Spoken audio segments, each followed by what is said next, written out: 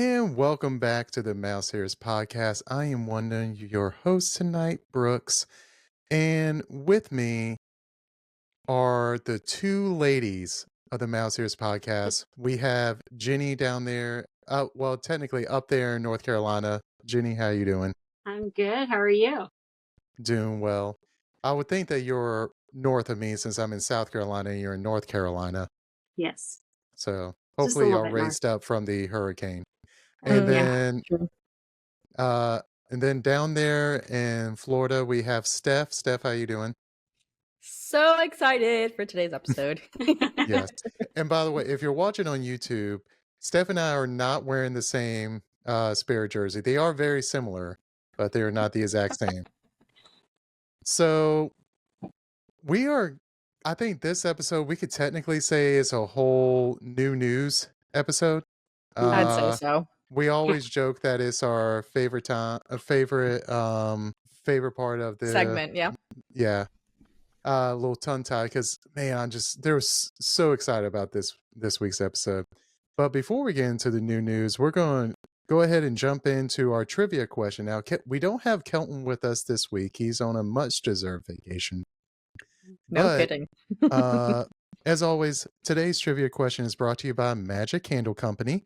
Next time you want a Disney-inspired scent to fill your home or office, I have actually one in the back filling my office tonight with lovely scents flying over Orange Groves.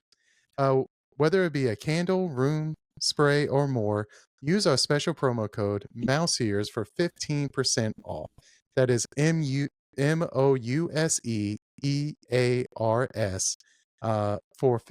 for a 15% discount off of any future Magic Candle Company purchase. And I will say you can also use those with their bundles, because I did that with the 4-candle deal and basically got a candle for free. That's awesome. So, but yeah, today I have my little Polynesian scented room spray. So honestly, to kind of help me get in the groove of podcasting on Thursdays, I kind of do little sprays, and feels like I'm right at the Polynesian resort, getting ready to get on the monorail to Magic Kingdom. Get some pog juice going and get some pot stickers. Nice. I went on the website looking, and they have a plug-in diffuser where you can just plug it into an outlet. I'm like, I'm gonna be getting some of those. And some of that Banshee Flight. Oh, the best ever. Yes. But today's trivia question, it goes along with our topic for today. Today's trivia question is, when was the first D23 Expo? So stay tuned to the end of the episode for the answer. And then we're just going to go right along into our topic for today. We are talking about D23. So D23 is basically, in a nutshell, Disney's Comic-Con. And we're going to cover all the news that was coming out from D23 this year in Anaheim. They switch off from year to year. One year is at Disneyland. The other year is at Disney World, or the city that those parks are in. D23 is where Disney usually announces all their major plans and news from movies, parks, and more. But before we get into those announcements, we talked about it last week. We had boots on the ground at the Expo this year. Steph, as we say, the face of the podcast, was there at the Expo, just living it up, and we were all living vicariously through her. But before we get into it, Steph, can you just tell us a little bit about this? I mean, tell us about the Expo. So the D23 Expo, as a lot of us know it, it's actually, the official name is D23, the Ultimate Disney Fan Event, presented by Visa. This was actually my first time going. I've always had the dream of going. As a Disney nerd, Disney adult, however you want to call me, categorize me, I've always had my eye on the D23 events, and finally became a D23 Gold member with Mike this past year, specifically because I was on the podcast and the blog and wanted to have the opportunities that came with it to report to all of you guys. And so the opportunity finally came for me to go and to be able to explore Disneyland Resort as well. And when I say it did not disappoint, it did not disappoint. First and foremost, this is a 3-day event. For the first time ever, the entire event was split into 2 different locations. We had the Anaheim Convention Center, which was where the Expo portion of things partook, and then the Hana Center, which is where the hockey team over in Anaheim play. That's where the presentation panels were at the end of the nights. So it was really, really cool. I did get to do both on Saturday, August 10th. And that was the biggest day, the most popular day, I'd argue, because that's when all of the park resort news came out. But to talk a little bit more about the convention center and what was there, I do have with me the map from the convention center. So if you're watching us on YouTube, you might be able to get a good look at this. It was huge. It was 3 floors worth of things to do. Naturally, the first floor had the most amount of things, and then it kind of trickled off. Second floor had less, and then the first floor or the third floor, the least. But there was so much. So if you're someone who's on the fence about wanting to go in the future, one day is very overwhelming. It is still awesome. You will still get to do a lot because there is so much to do. And yes, there is enough to do over a span of 3 days if you really want. There are things to shop, things to explore, things to panels to listen to, people to meet, signatures, you name it. There is so much that is offered, and each day, even though it's the same booths, different booths offer different things every day. Some have exclusive stuff at certain hours or on a certain day or for the first attendees. So there really is something going on every single day. It is not by any means enough time to do it all in one day. So again, if you're on the fence and you're a big Disney fanatic like I am or my wonderful co-host, go for the 3 days. Even if you don't go to the presentations portion and you're only focused on merchandise and other things like that, definitely go 3 days. It is worth it. One day is not enough. It's a good way to test the waters out. I can tell you from personal experience, I was stressed, I was overwhelmed, and I was sweating a lot. And it was one of the actual best experiences of my life despite that. So much to do. I wish I could have gone live, but again, a lot to do. And I was with Mike. He was, my D23 buddy on this trip. So we were kind of running around all over the place. He wanted to check some stuff out. I want to check some stuff out. So it was trying to balance out like me as a fan going for the first time and then me as a podcaster and blogger trying to get information for all of you guys. So anyways. Wait, is this Sticky Mike from Sticky Mike and the Boys? Yes, it is. Oh. Maybe some people were lucky enough to get some Mouse Ears blog and podcast stickers while we were out there. So I don't even have one of those. I will be seeing you in a few weeks and you will get them then. So I was going to say, you were talking about like you were talking about going to the next question, like any pointers for when we all go next year, because we will be there next year. So I don't have to live vicariously through you. So more on that point, there's a lot of like, I don't want to say a lot. There are some preparations that you have to do from, in between purchasing tickets and going to the convention. One of those things is signing up for some of the discussion panels that do happen at the convention center throughout the day. So what you do is basically you have like a week to pick 3, and this is how it was this year. It could always change, and things do kind of change every single year to accommodate to the different crowd sizes. And this year was the biggest convention so far with the most amount of people. So what ended up happening this year is, I want to say it was mid-July, for those that were going to the convention, bought the convention ticket, they were given the choice to pick up to 3 different discussion panels at 3 different stages on the day of your visit. And then on the first week of August, D23 was going to randomly select something that you chose for you to be able to attend. Now, all of these discussion panels, and a discussion panel, there's a number of different things. It could be one where it's like you're watching National Geographic discuss a topic, or, it could be a presentation of the voices of Goofy and Max, and it's a whole thing. Like, there's a lot of different things. Those are just like the first 2 things that popped into into my mind. But anyways, you randomly get selected, and it basically quote unquote secures your spot into that panel. There are standby queues that you could join to be able to enter these panels, but it doesn't guarantee you admission. And considering the amount of people, you would have to do a long line and maybe not even get in. So unfortunately this year, because of the sheer amount of people, from what I heard overwhelmingly at the Expo, everyone only got one, or most people only got one panel selected. I don't know if this was per day or for the full 3 days, but it wasn't a lot of options that people were given, and there was a lot of long lines that you had to do regardless. So you say, how do you tackle this? Well, definitely planning on ahead.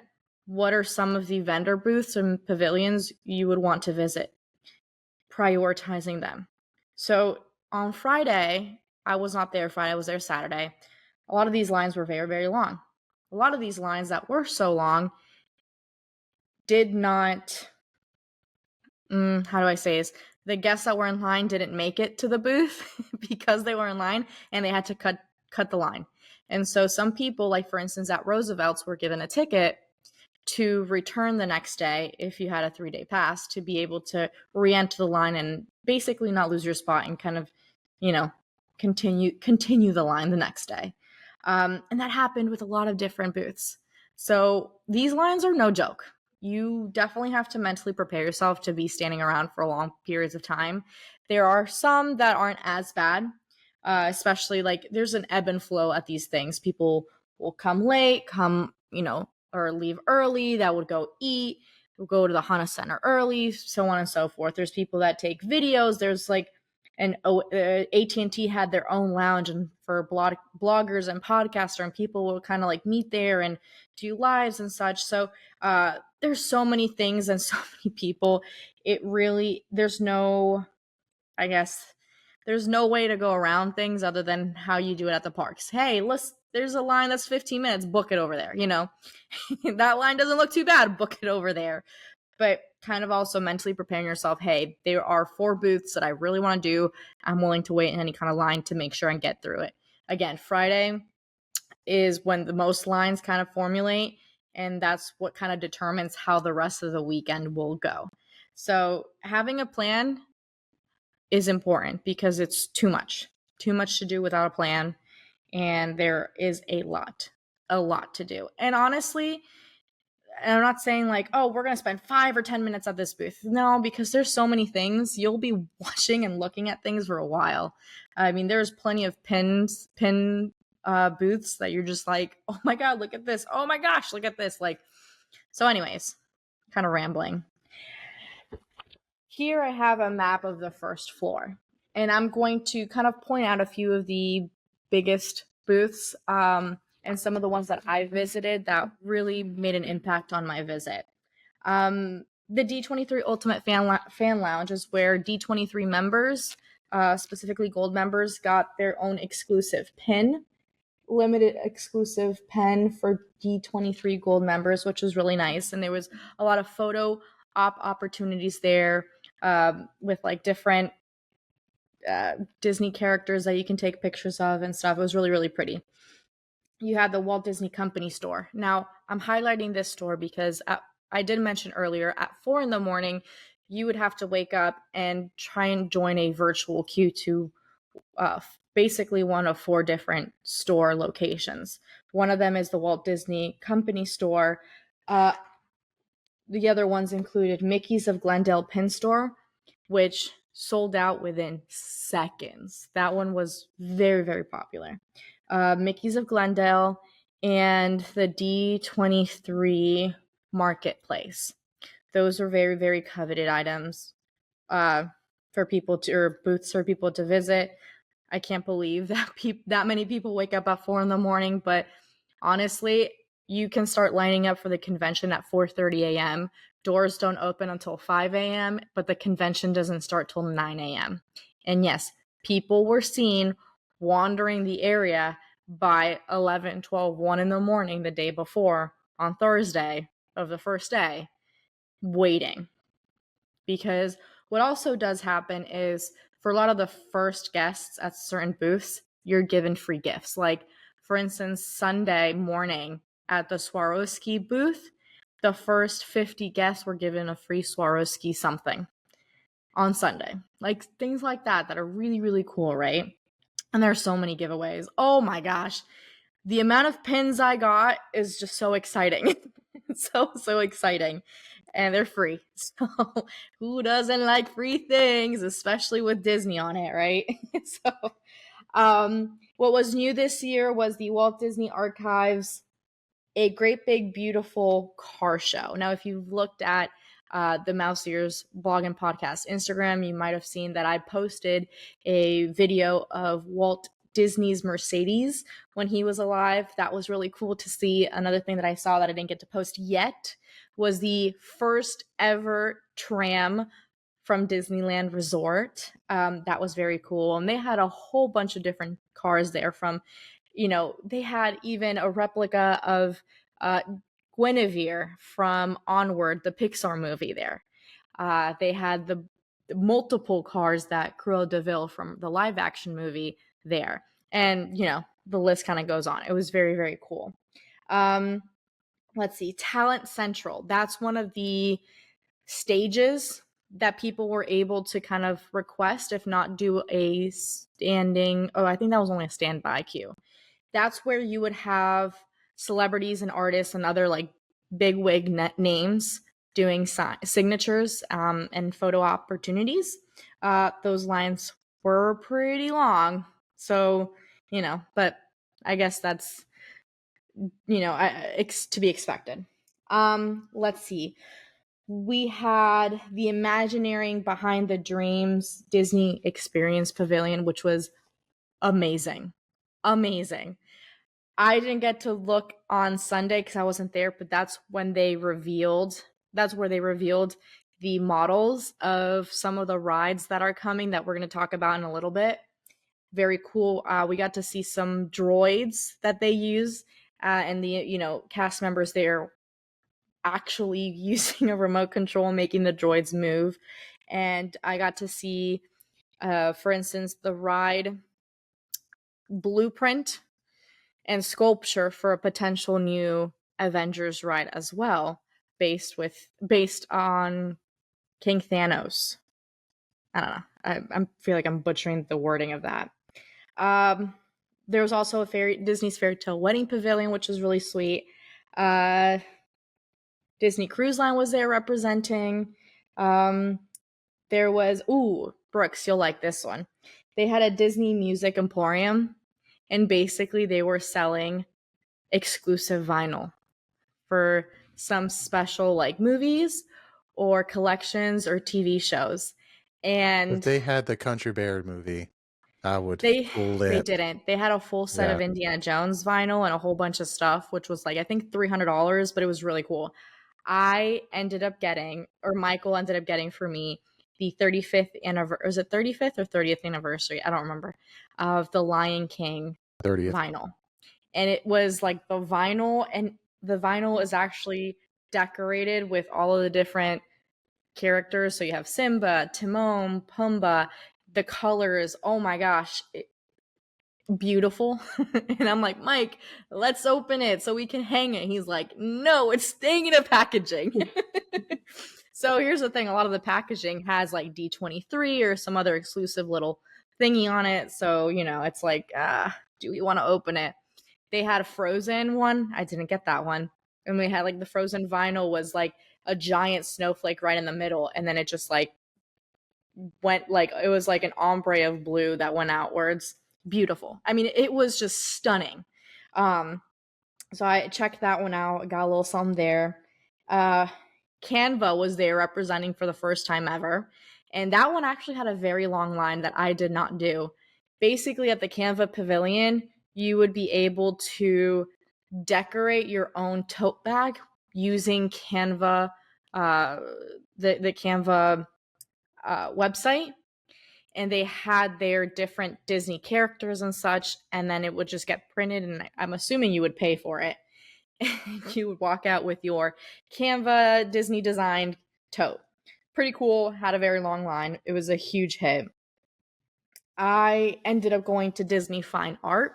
I bought myself a nice Disney print. And I got to meet one of my favorite Disney artists. I've mentioned him before. His name's Dom Corona. He was just such a lovely person in person. That's a lot of persons. But he was so nice to me. He took a picture with me.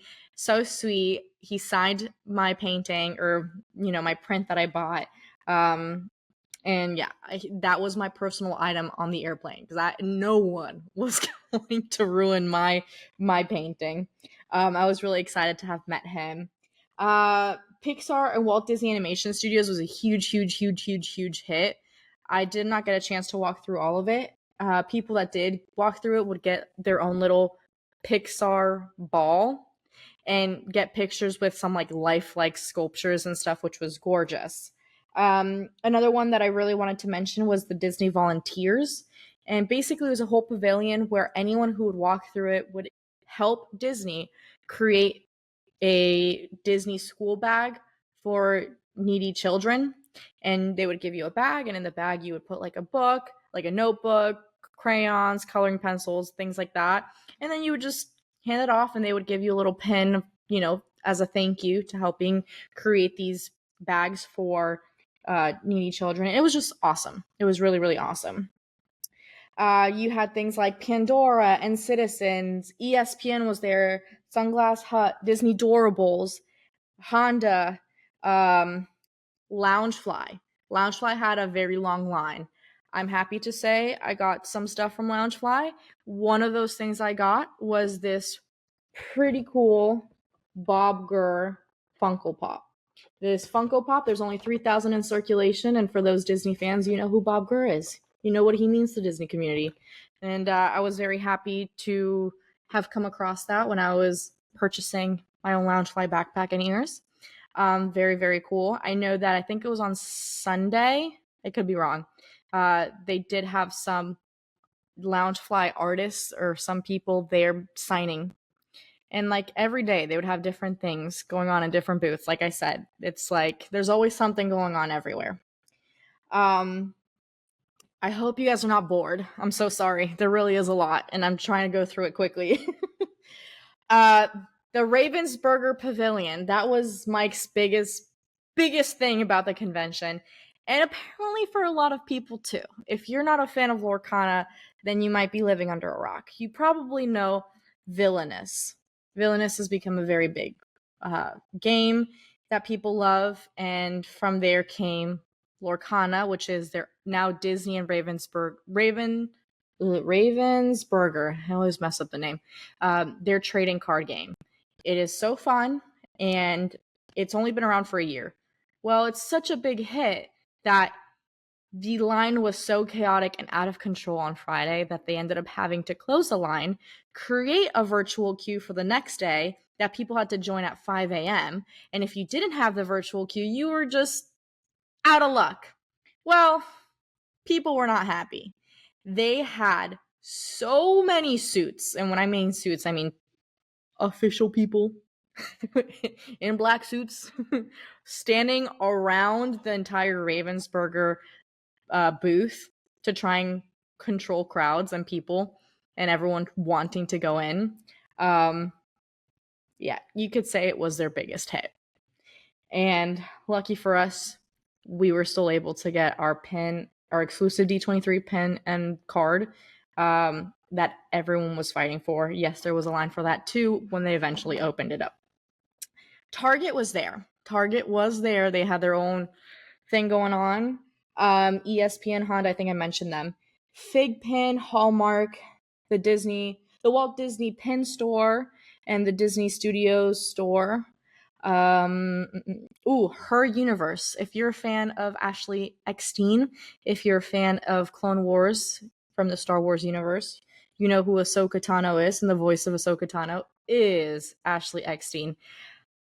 Not only was I able to get her exclusive Ahsoka Tano Funko Pop there, thank you, Michael, but I was able to meet Ashley Eckstein, thank you, Michael, for pointing her out as well. Hands down, one of the nicest people I have ever met in my life. Ashley Eckstein, thank you so much for your time, for your kind words, because you just made our day. Fantastic. I recommend everyone go to Her Universe in any future opportunity to D23 just to go meet her. Anyways, the Avatar Pavilion. Wow. They made an entire pavilion where you were walking through Avatar and lifelike sculptures of the characters. So you had Neytiri and you had, I'm drawing a blank on names. It doesn't matter. It was so cool.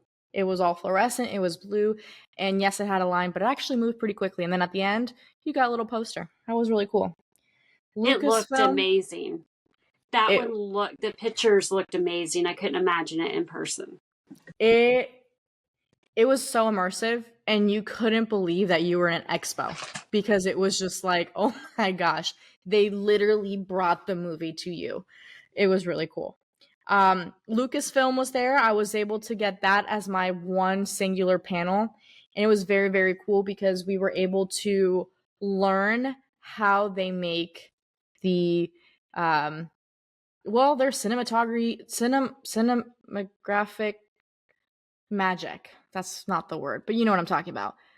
The magic that they do, the technology that they use.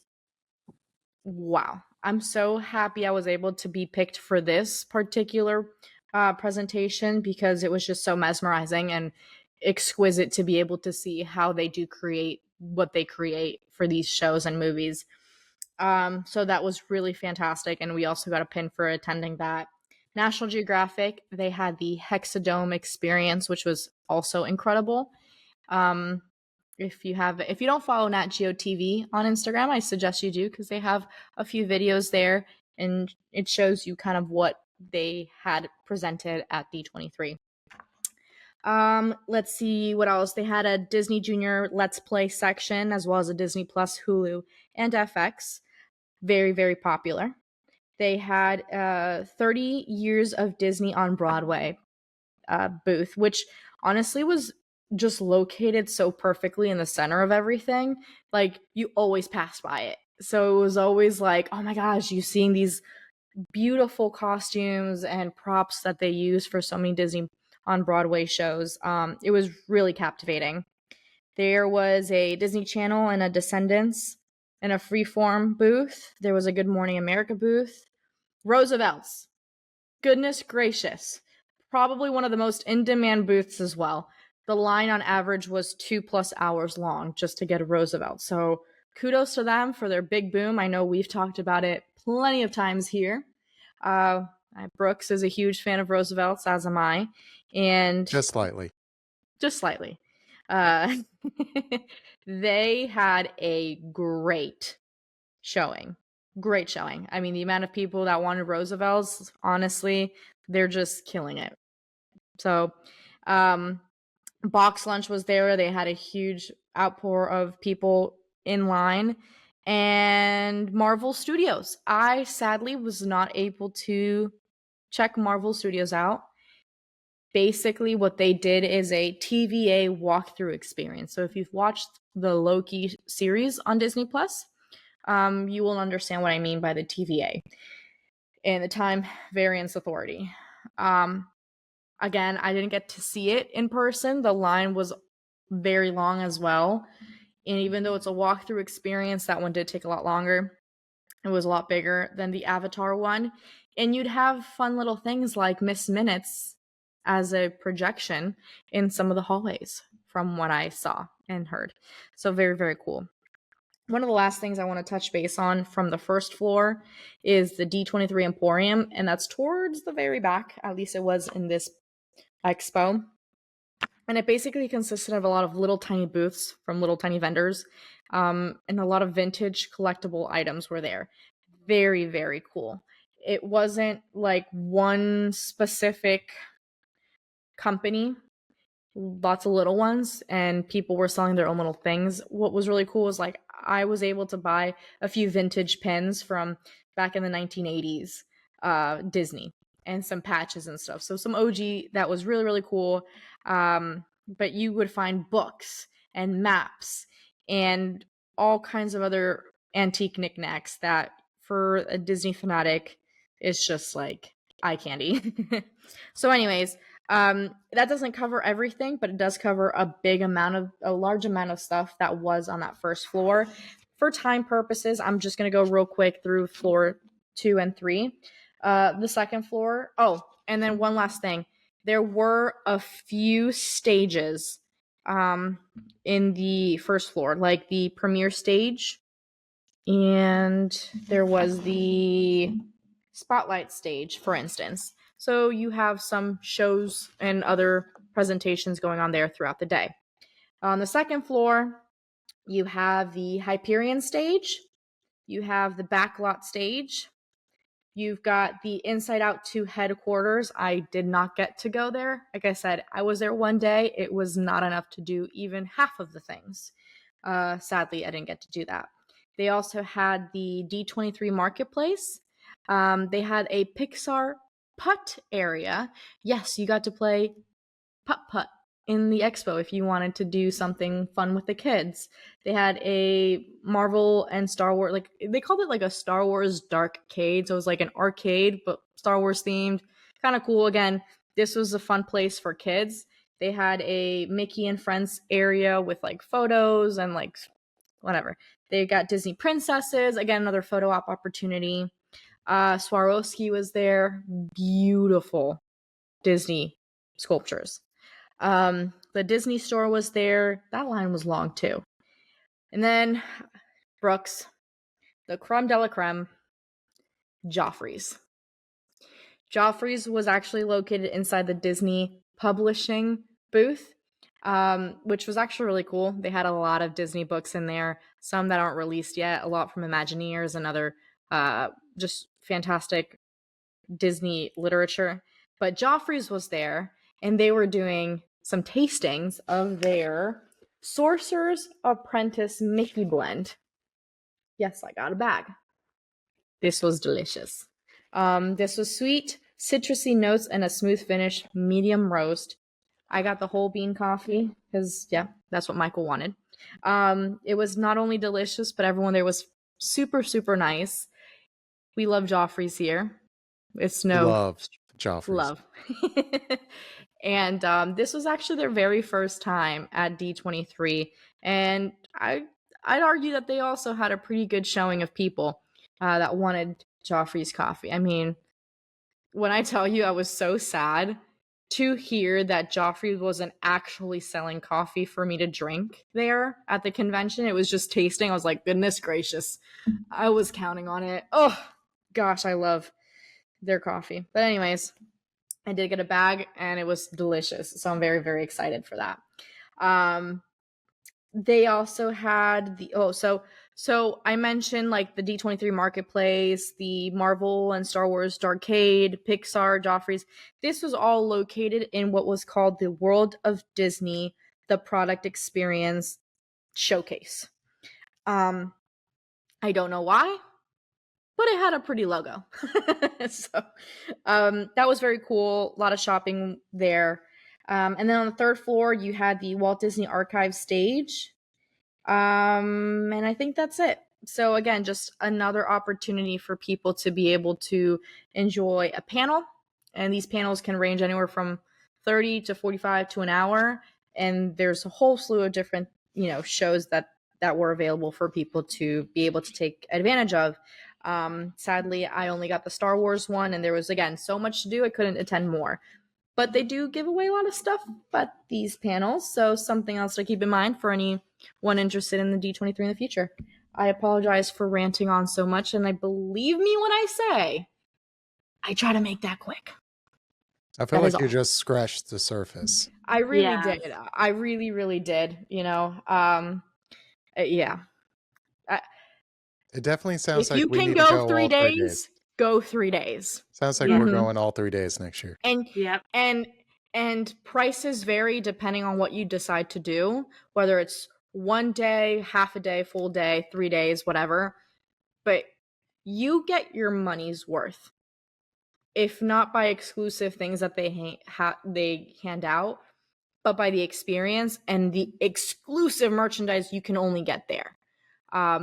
It's just really fantastic. It really, really, it's unlike anything I've ever done before. And I recommend it, truly. That is all. If you have any more questions, let me know. So then we're going to go right in. So along with the expo, they announced just a ton of news. At the and they did that every night at the Honda Center. Is that correct? That is correct. Yes. So on Friday night they had the entertainment panel. On Saturday night they had the experience panel, which is the big one with the parks, and then Sunday they had the Legends panel. So we're going to go through real quick on what they announced at the panels. I'm going to take Friday with the entertainment, and good gravy did they announce a lot of stuff, and I'm going to try to go through this very quickly. So they announced they showed new trailers for Moana 2 and a release date of November 27th of 2024, and the first full trailer for Snow White, which will come out on 3/21/2025. Yes.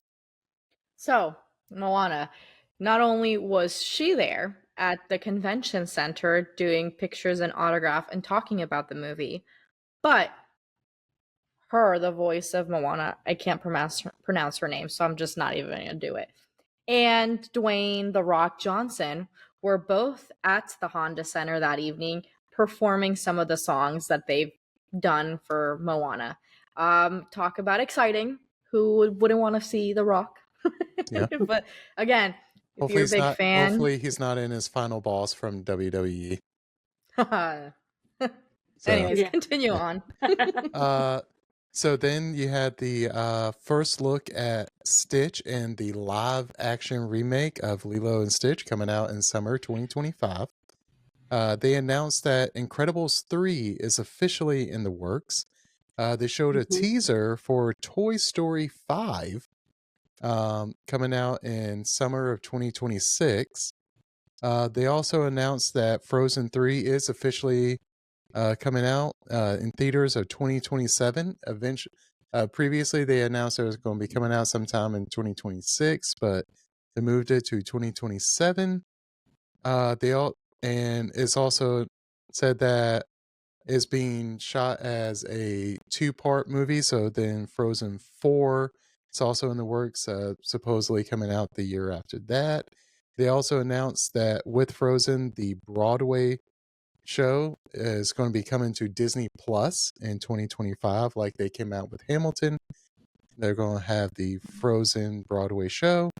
Zootopia 2 is going to be hitting theaters November 26th of 2025, and they also showed some of the new characters. The next Pixar movie, I think it's pronounced Elio. They released a trailer for that, and that's hitting theaters June 13th of 2025. They also showed the Star Wars Skeleton Crew. So it's a new Star Wars show coming to Disney Plus, and that will premiere December 3rd. And then Agatha All Along. Looking forward to that one. They said the first 2 episodes are going to hit September 18th of this year. Yes, we have a question. Well, more like a comment. So another cool thing that happened at the convention Saturday, I was there, but I did not do this. They had I think it was the full cast of Agatha all along doing a little presentation just outside of the building at the expo. And they showed the trailer there and a couple other things. They gave out ice cream and some other goodies for the people that attended this particular event. Thought that was pretty cool. Mm-hmm. So anyways, that's it. And then they also showed kind of new concept art and everything for the Fantastic Four movie coming out with this name, the Fantastic Four First Steps. And that's going to be coming out July 25th of 2025. They also announced that Daredevil Born Again, which is going to be on Disney Plus, is going to be coming out March 1st of 2025. They announced the official name for Avatar 3, so it's Avatar Fire and Ash. And that's going to be hitting theaters December 19th of 2025. Cannot wait for that one. Now we just need wind and earth. So we have earth. So, and then also they announced the official name for the sequel to Freaky Friday, which is Freakier Friday. That's going to be hitting theaters of So 2025. And then they announced the name for the Tron, the next Tron movie, which is going to be the third in the trilogy, Tron Ares, and that's going to be releasing October 10th of 2025. They also announced, you mentioned Dwayne "The Rock" Johnson. He is also going to be, he's in works with developing a movie called Monster Jam, which is going to be a monster truck movie. That's in the works. And then it announced that Pixar has its first original television series that's going to be coming out on Disney Plus, Win or Lose. That's going to be coming out December 6th of 2024. And then also they have in production from Inside Out, the Dream production. So all like, I'm looking forward to seeing the Princess Unicorn or the Unicorn Horse. As Joy said, I loved her in like Sparkle 7 or something like that. That's going to be premiering in 2025. And then they also announced another movie that Pixar is making, Hoppers. It's new. It's going to be the new original movie after Helio. That's going to be coming out in spring of 2026. I got super excited about this. They released a trailer for Mufasa, the Lion King. And that's going to be excited about that. Yeah, that's going to be hitting theaters December 20th of 2024. I'll be honest, before I saw the trailer, I was like, oh, I'll probably see that. I am definitely seeing it now. If you haven't had a chance to go watch that trailer, it is incredible. And then they also announced that Ironheart, which was a character that was introduced in the Black Panther Wakanda Forever. She is getting her own television series that will be premiering in 2025. They announced season 2 for Star Wars Endor. That's going to also be premiering in 2025. They also announced that The Mandalorian and Grogu will be hitting theaters May 22nd of 2026. Time out. Yes. How do you feel about that being a movie and not a show anymore? I mean, they've already had 3 seasons. So I'm good with the movie. Here's my thought. And it's not that I'm not excited, because I love Mando and Grogu to the point where when I was at the Loungefly store, they gave me a Grogu keychain that I am obsessed with. Obsessed. I don't know how I feel about only having like 2 or 3 hours of Mando and Grogu. Where like with the series, like, yes, episodes range from like 25 to like 45 minutes. I had at least spread it out over 8 episodes, so I got to enjoy it a little bit longer, and I loved it. And I feel like it just kind of every episode had like its highs and lows. I feel like a movie is just. I'm very excited, and I believe in Jon Favreau. I hope it's enough. I hope And it Dave doesn't leave Filoni. me wanting more. You know what I mean? So that's my only thing. That's my only I believe thing. in Favreau and Filoni. I do. So, I do too. and then last but certainly not least, Yeah. they announced season 2 for Percy Jackson and the Olympians will be releasing in 2025. Oh, we are most excited for that in this house. Yes. The entire cast was at D23 convention doing signings. They were doing a whole talking panel. You would have enjoyed it, frankly. Yeah. Can I just say, Brooks, there is 15 things coming in 2025 that was announced. And I know a lot of these things we already knew about, but now it's confirmed, like timeframes and such. 15 things in 2025. That is amazing. The fact that live action for Lilo and Stitch is coming out summer of 2025. I feel like I just heard about that one too. Yeah, same. I don't know how I feel about it. I really don't. I will say he looked good, and he did look good. Yeah, that was the main thing I was worried about is how Stitch. It gives me Sonic the Hedgehog vibes. I was just gonna. I was going to say rework or after rework, because the teeth and the tree that was scary. Those teeth. Wow. Yeah. But after they reworked it, he looked very good. Yeah, he looked much better. Yeah. So that, and again, I just went through those very quickly. I could spend hours talking about all these. If you want to hear more about it, let us know on the Facebook page or Instagram or in the comments on YouTube. And then if you want to hear honestly, a little bit of a hot take. If you want to hear my thoughts on Toy Story 5. I do. Okay, yeah. I'll just say this real quick. I feel like they ended it perfectly with Toy Story 4. And then from the stuff that I've seen for Toy Story 5, Woody is back. How on earth is Woody is back when we went through this whole thing with him leaving? Oh, I couldn't agree more. I could not agree more. It could be a hot take, but I agree. To me, because they've already announced that, and they've already announced what it's kind of going to be about kids with the electronic age. Yeah. There's an interview with Tim Allen on how he thinks, like, I guess before they announced it, if they did a Toy Story 5, how he thinks that they should do it.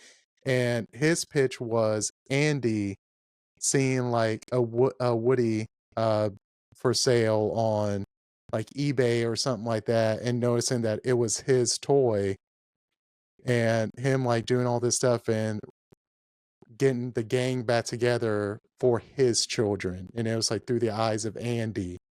And I was like, that's gonna make me cry. I was like, that, and now that I know that we're probably not getting that. However, I am very, very intrigued by the idea of like the modern era with technology being, the go-to for children. But why is Woody back with a gang? I'm sorry. I'm not disagreeing, but is there really Toy Story without Woody and Buzz?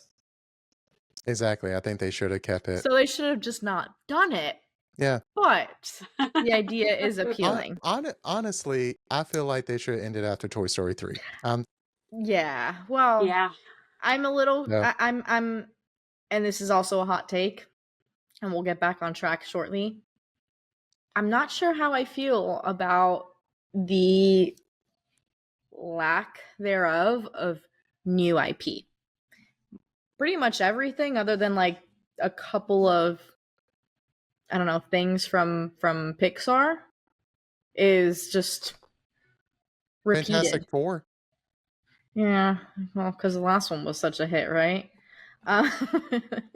We do not talk about that. My point is like, I'm very excited about a lot of these things. I'm not gonna lie.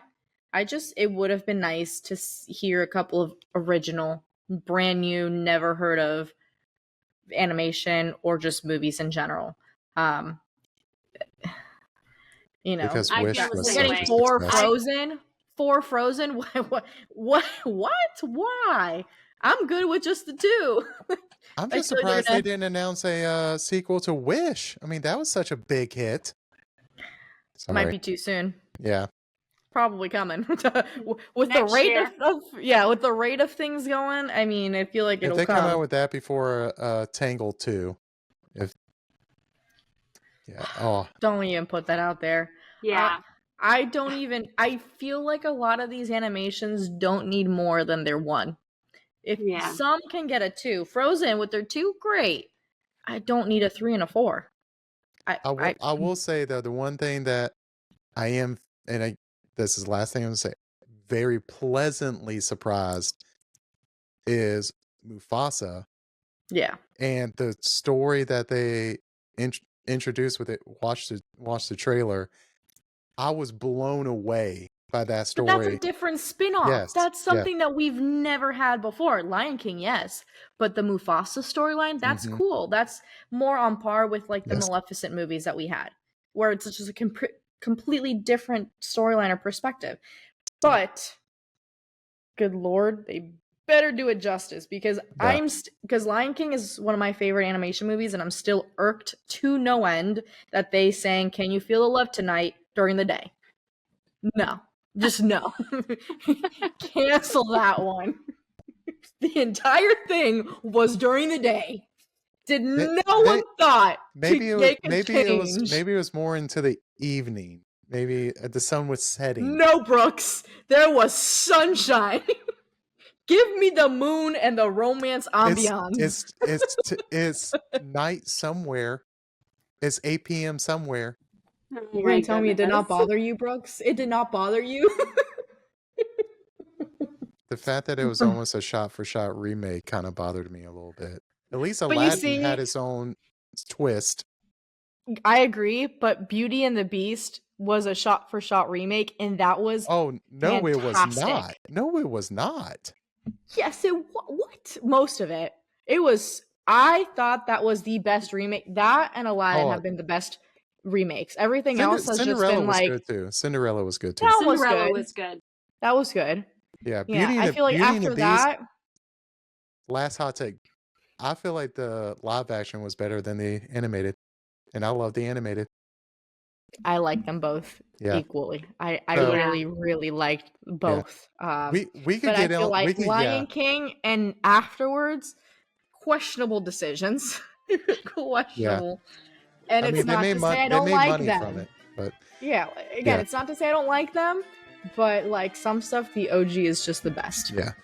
That's all. My personal opinion, hot take. We could talk about this all night, but forever. Yeah.